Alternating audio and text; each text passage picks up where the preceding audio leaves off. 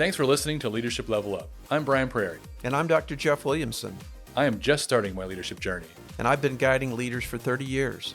Our podcast aims to shine a spotlight on outstanding leaders and provide a platform for them to describe their leadership journey and share the guiding principles that have helped them become great leaders. In today's episode, Bill talks about mentors he's had throughout his career and how grace has been a big piece of his leadership journey. Welcome again to Leadership Level Up Podcast. I'm your host, Jeff Williamson, and great to have you with us. Today we have my friend Bill Guertin, who has had many conversations with me. They just haven't recorded a lot of them. And so you'll learn more about Bill here in the process and talk about his career in sports sales and radio and communication. There's lots of good stuff to talk about. So welcome back, Bill. Good to have you with us. Thanks, Jeff. Appreciate it. Sure. So one of the things that we always like to lead off with, especially with our focus on leadership, is to ask our guests who were some key people early on that were leaders that you admired, emulated, that really kind of gave you some focus to say, I like the way that she does that or he does that. Who might be some of those leaders that come to mind? Well, I'd have to really start with my parents, as they did. My dad especially, who was a stockbroker for many years here in town, he allowed me to fail so many times on so many different levels, and also saw the opportunity to invest in me when he could. I had a t-shirt business in my dorm room in college. I love that. That he invested in the iron, the actual heat press to thing. do the press. To do that. And so it was something that he saw promise in me. When I wanted to be a mobile DJ in town, back when vinyl was the only thing you could spin. Literally spinning. That's right. He said, I will invest $2,000 in this system. I believe but in you. You will need to pay me back everything you earn up until it's paid for. So he was my first bank, essentially, in terms of a loan. And so he saw that giving in a way that he saw promise was something that was worth investing. And so I felt like, gosh, this is something that I could emulate as I move forward. And it's funny, in my 20s, I don't think I was nearly the leader. In fact, if I look back, I just didn't have my act together. I thought I was, but man, I made so many mistakes with it. And now looking back, I can see that my dad was really a very key factor in doing that. Definitely. And then as I moved on to several other different careers, Gary Wright here in town was my general manager as I was sales manager here at WKN for many years. And he and I were a very good team. We did a lot of fun things together. And Gary allowed for the brilliance that I had in certain elements to shine, and kind of diminished some of the things that I had as baggage, and allowed for the brilliance to really work its wonders amongst the sales staff and who we had on staff. So I think those two really were the most influential going forward. That's awesome. And I think about how much I teach and train about strengths. And it sounds like both your father and your first boss there that you referenced understood, like, let's magnify the things you're already gifted at and that you have a natural knack for. And we can compensate for the areas that are maybe not your best things. But to that investment, I love that aspect of investment that you talk about with your dad. It's like, hey, I'll put the money down, but there's still that accountability of pay it off and earn your keep. But he believed in you and said, you're worth a $2,000 risk, basically. I That's think exactly right. A way of saying it. And not necessarily from just a parent-child relationship, but I think now that I've looked back at that lesson, I think I've taken that forward and saying, what should I invest in people? Right. What time should it make sense for me to put into someone?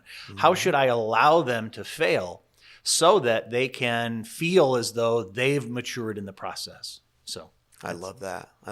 I think our dads would have been friends, because there was a venture I was interested in my 20s. And he said, well, if you really want to do that, I'll front the money for you. Wow. So that one rang a bell.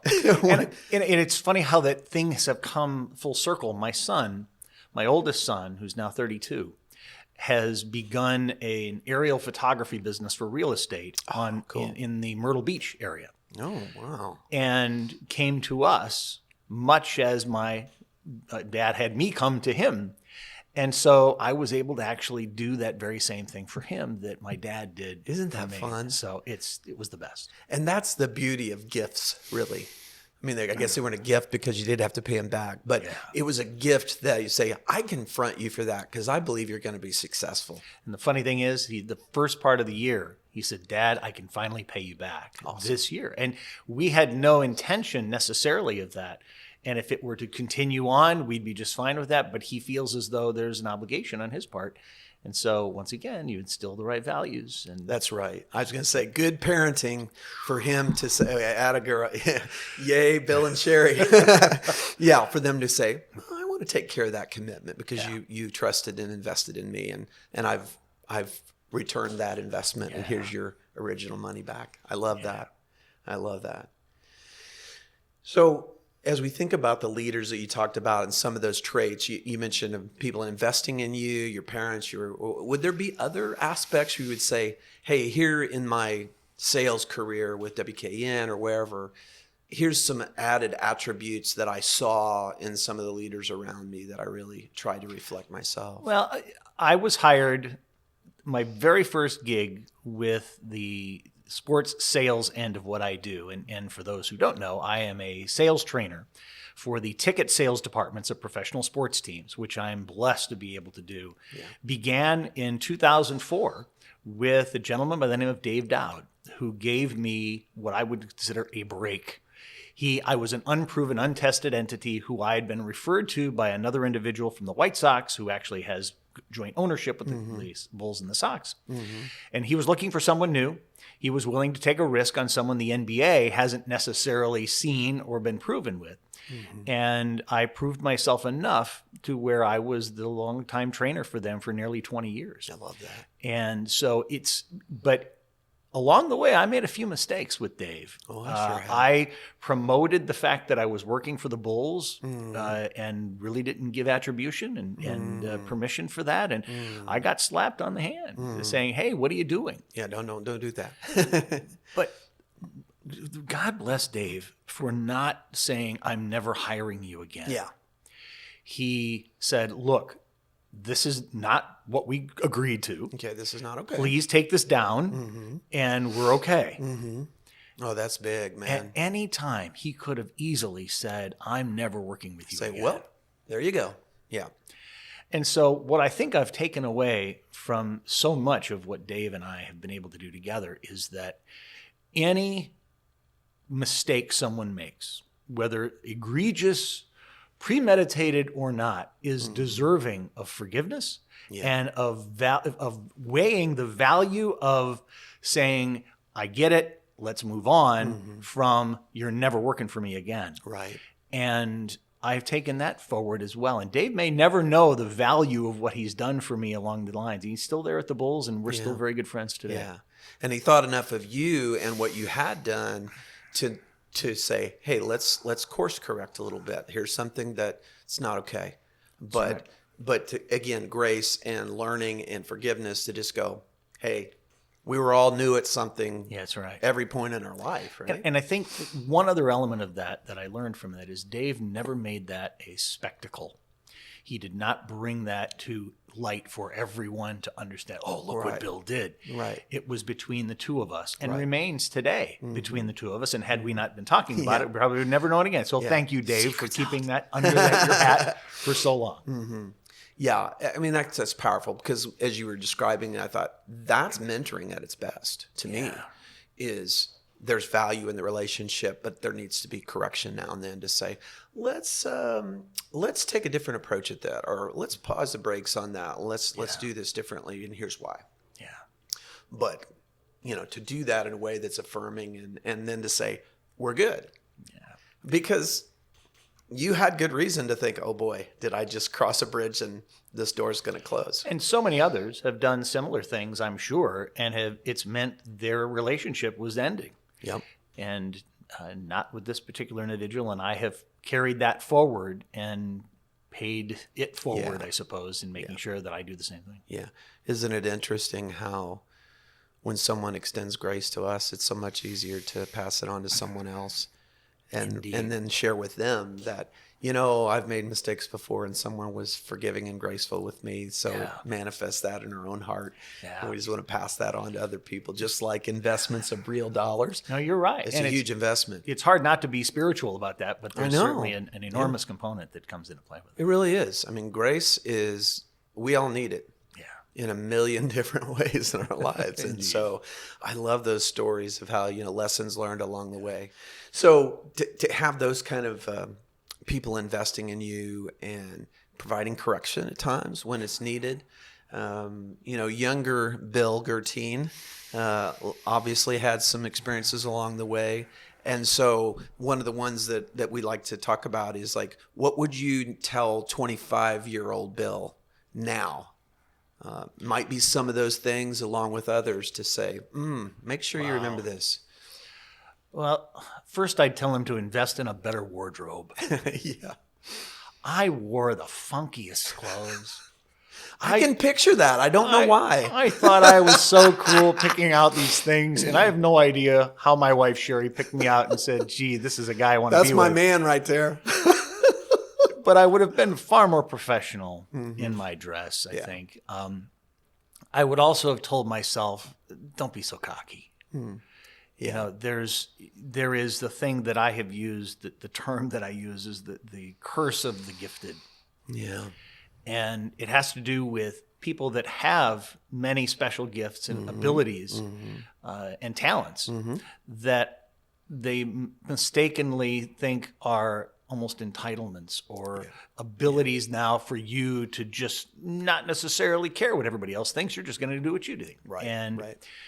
And so I think sometimes, and I've been guilty of this, my 25-year-old self, in believing that simply because talent was present, that somehow it belied some of the other rules of etiquette or rules of being able to do business in the right ways with others.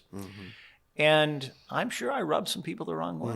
I know I did. For the same reason. I sat after a bridal show that we had done many years ago for WKN with our program manager at the time, Larry Tempe.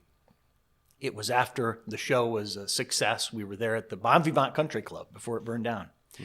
Gorgeous place. If you remember it, it had its, if you've been to a bridal show, it's important to have lots of booths, and there's a show that takes place with lots of fashions and stuff. And my wife had helped me out on the production of it. And so the two of us together really kind of took this under our own wing. And the station, of course, was involved manpower-wise, and it went over very well. And Larry and I are sitting on the stairs on Bon Vivant afterwards, and we're probably 90% done with cleanup.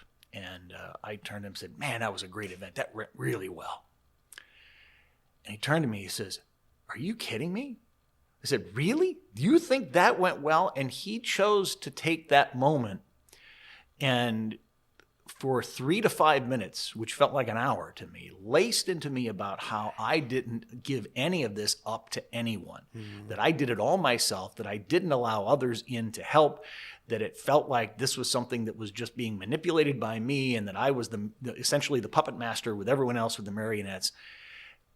Totally blindsided. Ouch. And I thought, wow, this is something I have to compartmentalize and then really think hard about what it is that I had done. And so as I look forward, that younger self, thinking that I could do everything doesn't mean you have to do everything or should do everything. So Yeah. And then as we learned from those lessons, and I had some dress downs from coworkers over the years, sound pretty familiar like that. And then we realized there's that joy of sharing in that win, of having that broader experience that literally a room of people are going, man, we did that. You did that. Yeah. That's really the joy that I didn't know about, at least in my 20s. I don't want to age that moment for you, but I was in my late 20s when I had an uncomfortable conversation much like that. Yeah, it's the ability to place your ego aside, right, and allow for others to shine. Yeah. And to take joy in others shining that I probably didn't know very well at age 25. Right. So that's why advice to our 25-year-old self is always a good spot. And that's slap good. yourself upside the head. Yeah, Say, yeah. it ain't all about you. Yeah. My phrase sometimes is just get over yourself. And I first had to say that to myself. Yeah. Because I think that's really at the heart of leadership, is involving other people, building a team, and helping everybody share in the wins. And I think that's the heart of the lesson maybe we both had to learn the hard way. I think you're probably right. And as I moved into entrepreneurship, a sole proprietorship Right. 20 Same. years ago, it was a little bit of an ego talking at that point, because I began thinking, well, nobody can do it as good as I can do it. And so I'm just going to go do it myself.